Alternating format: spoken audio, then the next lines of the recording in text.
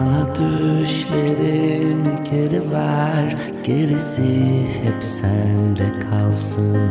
Bana son kez öyle gülüver, yüreğimde sende kalsın.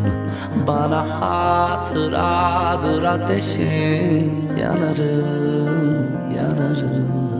Seni başka kimse bulamaz, kaybım. Ezberimde yüzüm, silmek öyle kolay mı? Kaderimde bir düğüm, çözmek öyle kolay mı? Bana hatıradır ateşin, yanarım, yanarım.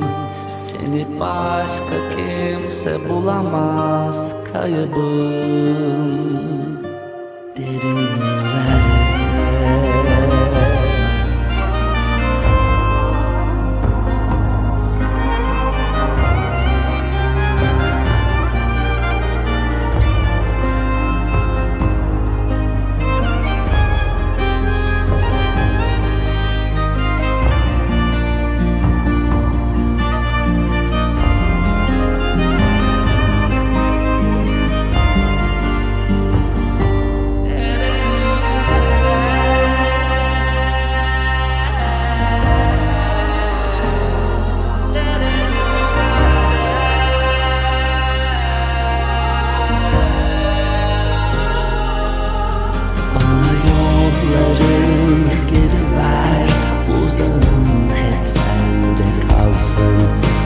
son kez öyle susuver, sözlerim de sende kalsın.